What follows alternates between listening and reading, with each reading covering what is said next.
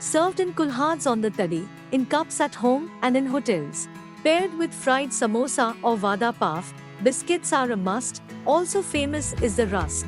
Served in a kettle and in fancy ceramic glasses with a 3-tier stand for baked goods and sandwiches. Served in a stone ball whisked to perfection. Served in a traditional potskannik, which is a metal container that holds the cup.